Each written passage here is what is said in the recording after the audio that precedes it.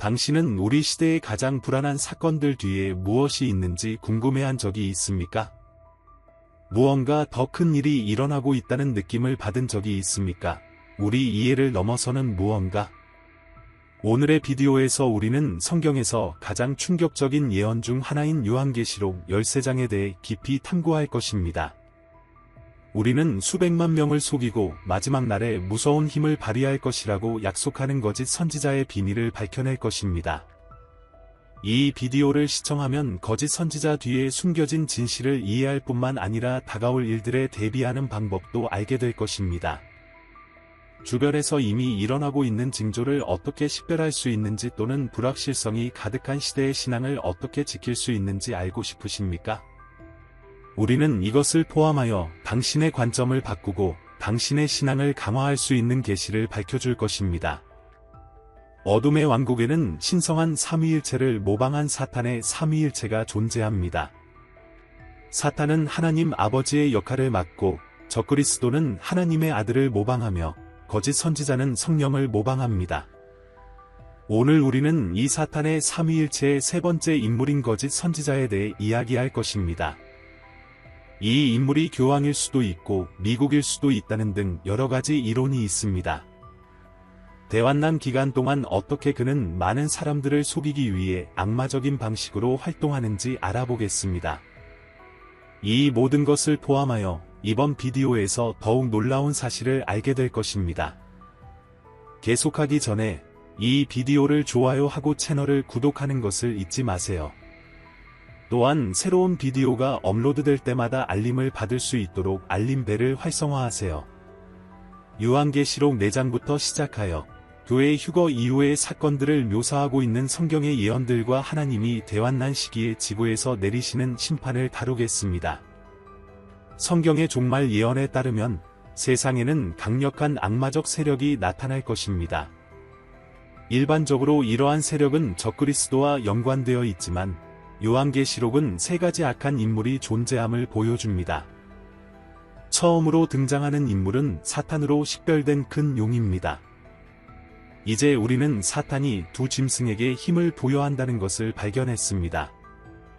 한 짐승은 바다에서 나와 적그리스도를 상징하고 다른 하나는 땅에서 나타나 거짓 선지자로 알려져 있습니다. 역사적으로 많은 거짓 그리스도가 나타났지만 적그리스도는 가장 강력하고 위험한 인물이 될 것입니다. 마찬가지로 많은 거짓 선지자가 나타났지만 가장 교활하고 기만적인 인물은 사탄과 적그리스도와 연합할 거짓 선지자일 것입니다.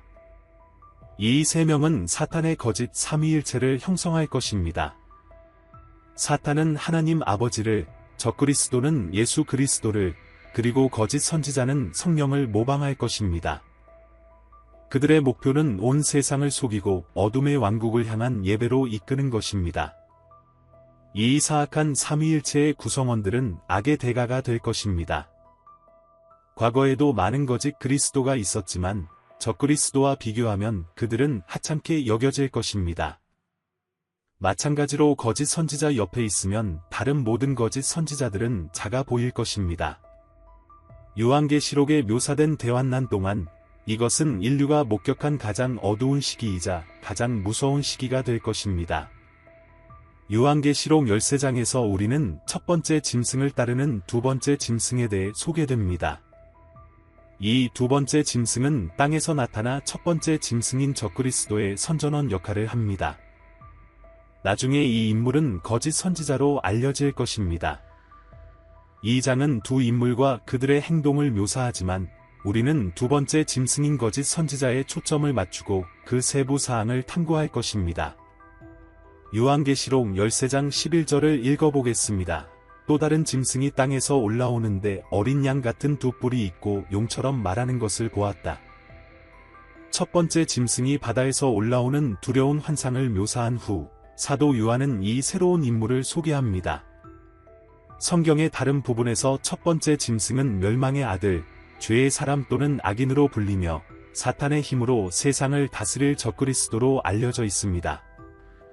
바다에서 나온 첫 번째 짐승은 땅에서 올라오는 두 번째 짐승의 지지를 받을 것입니다. 첫 번째 짐승과 달리 이 두 번째 짐승은 지상의 기원을 가지고 있으며 덜 신비롭지만 똑같이 위험합니다. 적그리스도처럼 거짓 선지자도 지옥에서 온 악마에 의해 지배될 것입니다. 이 구절의 몇 가지 계시를 살펴보며 선지자의 정체를 더 잘 이해해 보겠습니다. 첫째, 이것이 또 다른 짐승이라는 점을 주목하는 것이 중요합니다.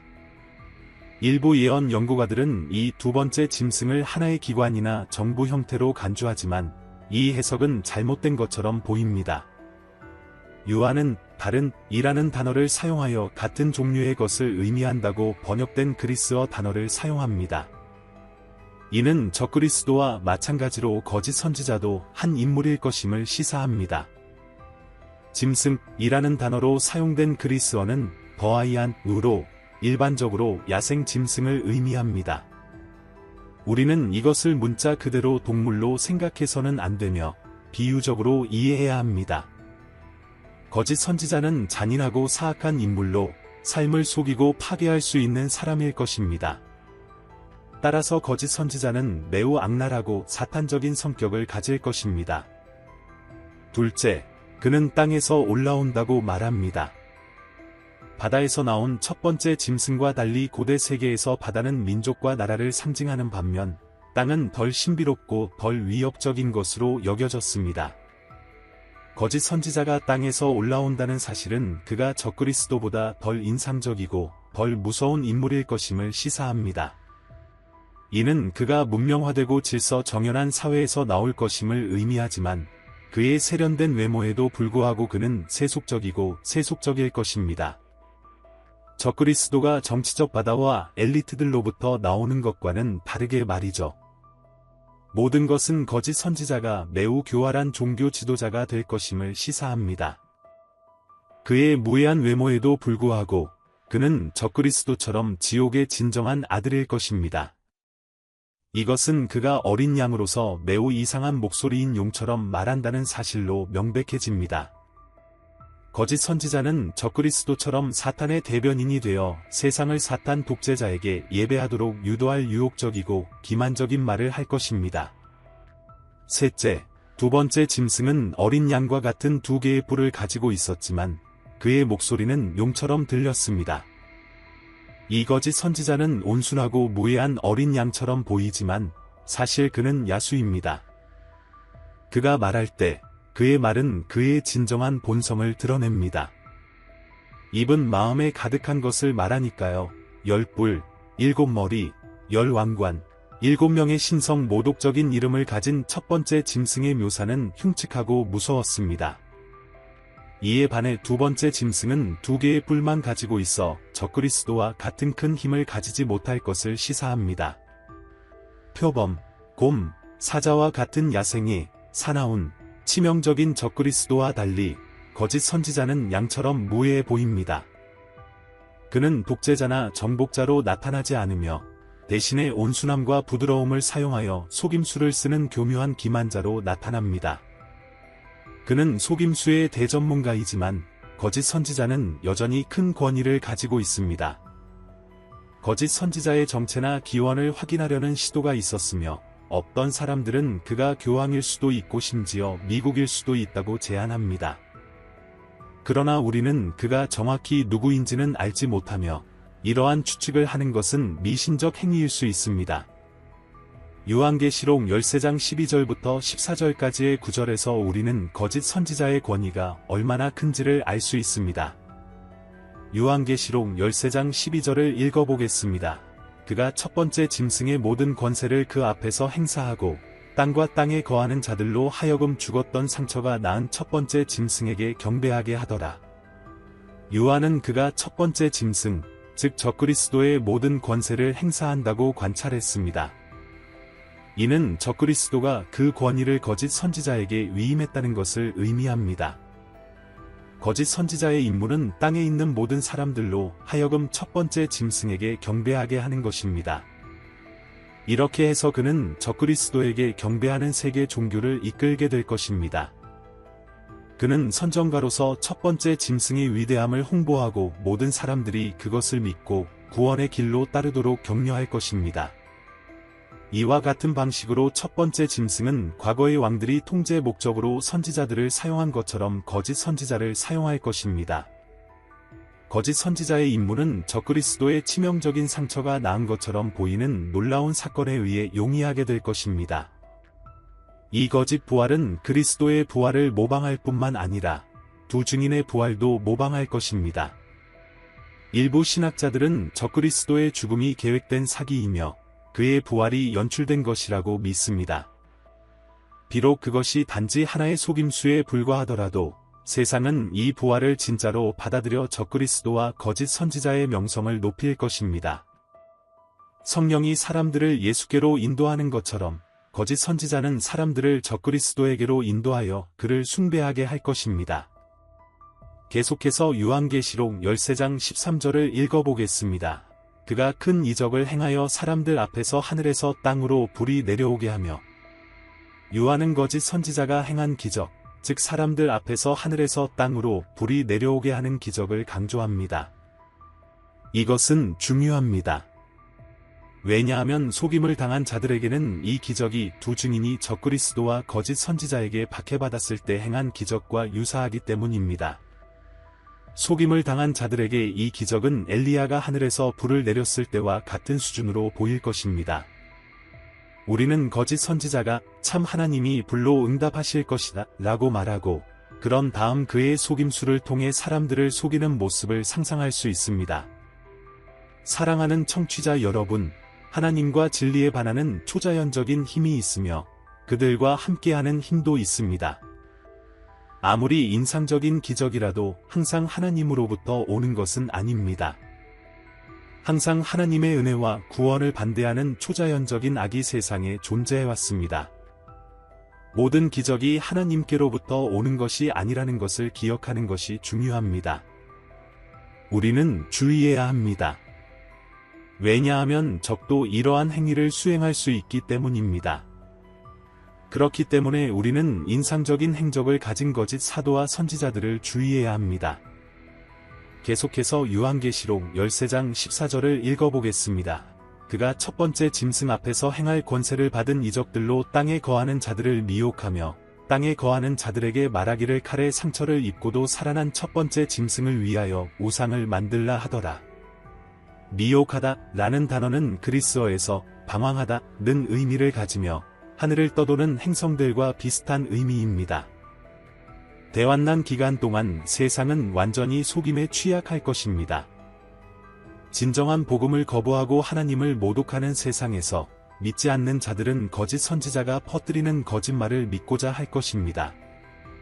요한은 속임을 당한 자들을 땅에 거하는 자들이라고 칭하며, 이는 불신자들을 묘사하는 용어로 사용되었습니다.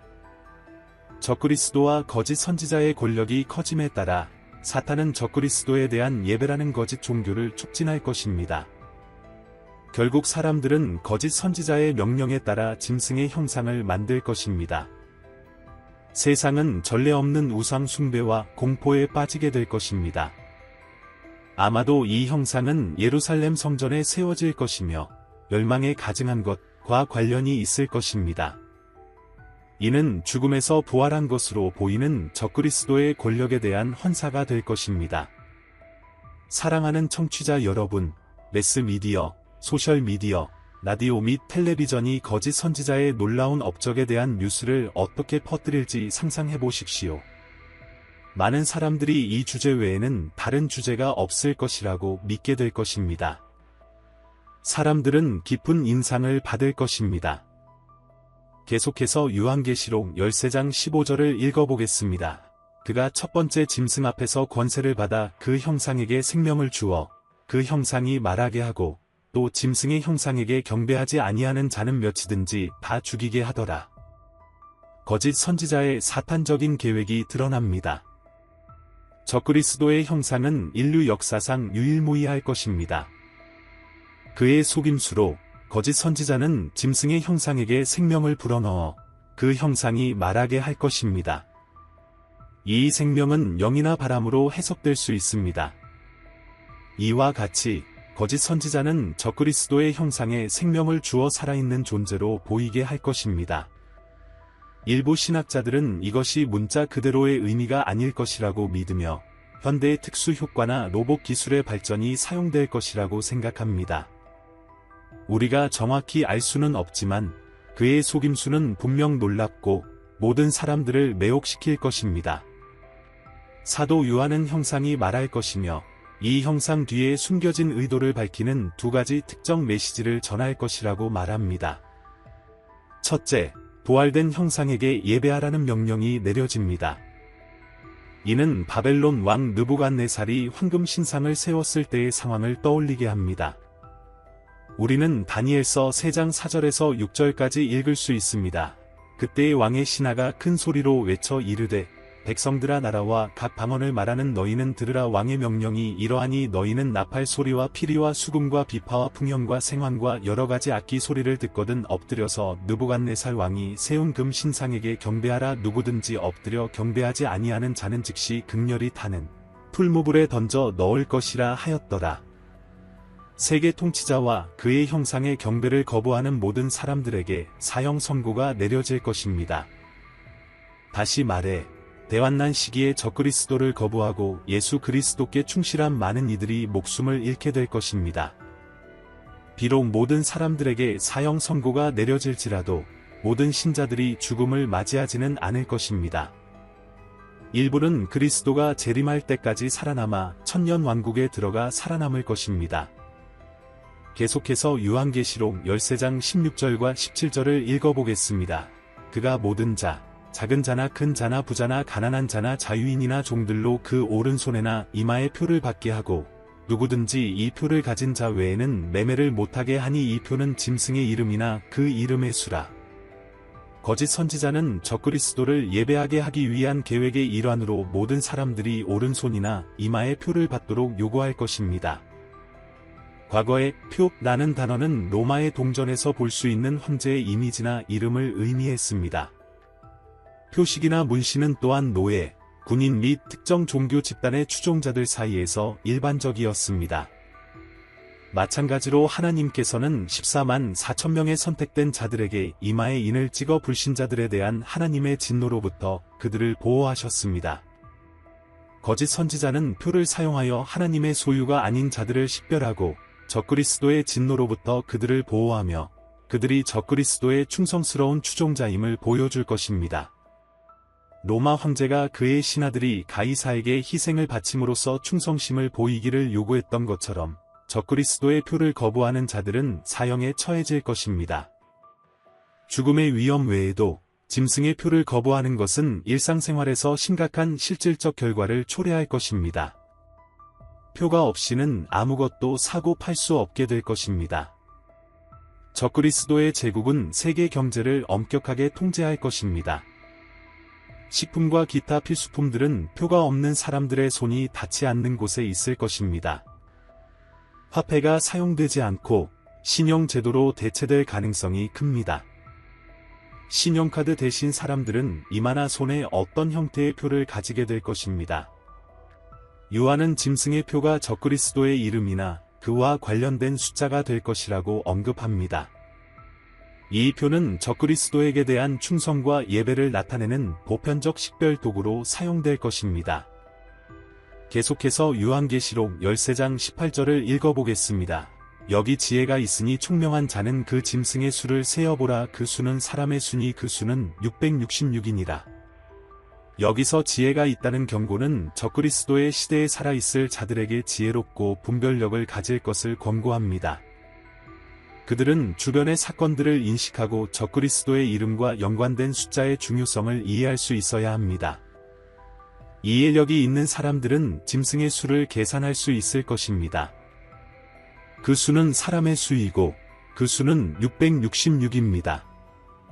666의 의미에 대해 많은 추측이 있었지만 우리는 숫자 6이 하나님의 완벽한 숫자인 7과 대조적으로 인간의 불완전함을 나타낸다고 믿습니다. 적그리스도는 세상이 본 적 없는 가장 강력한 인간이지만 여전히 단지 인간에 불과할 것이며 이는 숫자 6으로 상징됩니다. 인간과 악마의 힘은 하나님과 같은 완전함이 없는 6으로 표현됩니다. 숫자 6의 3중 반복은 666으로 나타나며 이는 적그리스도를 숫자로 식별하는 데 사용될 것입니다. 히브리어, 그리스어 및 라틴어에서 문자는 숫자적 동등어가 있지만 본문은 이 숫자의 의미에 대해 더 많은 정보를 제공하지 않으므로 기록된 것 이상의 추측을 하는 것은 신중하지 않습니다. 이제 거짓 선지자의 사역에 대해 이야기하는 또 다른 구절로 넘어가겠습니다. 요한계시록 16장 12절부터 14절에서 그는 다음과 같이 묘사됩니다. 여섯째 천사가 그 대접을 큰 강 유브라데에 쏟음에 강물이 말라서 동방에서 오는 왕들의 길이 예비되었더라. 또 내가 보매 개구리 같은 새 더러운 영이 용의 입과 짐승의 입과 거짓 선지자의 입에서 나오니 그들은 귀신의 영이라. 이적을 행하여 온 천하 임금들에게 가서 하나님 곧 전능하신 이의 큰 날에 있을 전쟁을 위하여 그들을 모으더라. 이전의 5개의 대접들과 달리 6번째 대접은 인류를 공격하는 특정한 사건을 의미하지 않으며 앞으로 일어날 일을 준비하는 것입니다. 때가 되었을 때 6번째 천사가 그의 대접을 큰 강 유브라데에 쏟았습니다. 이 강은 고대 근동에서 가장 길고 중요한 강으로 간주되었으며 큰 강으로 알려져 있었습니다. 그 기원은 현대 터키의 아라랏산 언덕에 눈 덮인 들판과 얼음 덮인 경사면에서 시작하여 페르시아만에 이르기까지 약 3000km를 흘렀습니다. 고대에는 에덴 동산이 유브라데 강 근처에 위치해 있었다고 알려져 있습니다. 또한 이 강은 하나님이 이스라엘에게 주신 땅의 동쪽 경계를 표시했습니다. 유프라테스는 티그리스 강과 함께 비옥한 초승달의 중심부에 남아 있었습니다. 요한은 공포 영화처럼 끔찍한 환상을 보았습니다. 쇠악한 영이 용의 입과 짐승의 입과 거짓 선지자의 입에서 개구리처럼 나오는 모습을 보았습니다. 이 입들은 사탄, 적그리스도, 거짓 선지자라는 사악한 삼위일체의 각각의 영향력의 원천을 상징합니다. 개구리는 율법에 의해 부정한 동물로 간주되었지만 닐은 실제 개구리가 아니었습니다. 요한은 이 출현들이 사실 귀신의 영들이라고 설명했습니다. 이 충격적인 이미지는 악마들이 그들의 악의적인 힘을 통해 동방의 왕들을 그들의 치명적인 목적지인 아마겟돈으로 유도하는 모습을 보여줍니다. 이제 요한계시록 19장 19절과 20절에서 이 인물이 마지막으로 언급되는 부분을 살펴보겠습니다. 또 내가 보매 그 짐승과 땅의 임금들과 그들의 군대들이 모여 말탄 자와 그의 군대로 더불어 전쟁을 일으키다가 짐승이 잡히고 그 앞에서 이적을 행하던 거짓 선지자도 함께 잡혔으니 이는 그가 이적을 행함으로 짐승의 표를 받고 그의 우상에게 경배하던 자들을 미혹하던 자라. 이 둘이 산채로 유황불 붙는 못에 던지우고 이 전투는 일반적으로 아마겟돈 전투와 동일시되며 적그리스도와 그의 군대가 그리스도와 그의 군대에 맞서 싸우며 적그리스도가 패배할 것입니다. 이는 대환난의 끝자락에 일어날 것입니다. 이 장면에서 우리는 적그리스도와 거짓 선지자가 예수와 맞서 싸우기 위해 무장한 군대와 함께 준비한 모습을 보게 됩니다. 이 행동은 진정으로 어리석은 것입니다. 아마도 짐승의 속임수는 그들이 예수를 물리칠 수 있다고 믿게 만들었을 것입니다. 마침내 짐승과 거짓 선지자는 잡히게 됩니다. 적그리스도로 알려진 짐승과 그의 공범자는 산채로 불과 유황이 타오르는 불못에 던져질 것입니다. 이 영원한 처벌은 그들과 함께 수백만의 반역자 인간과 죄인들, 타락한 천사들, 그리고 사탄 자신을 기다리고 있습니다.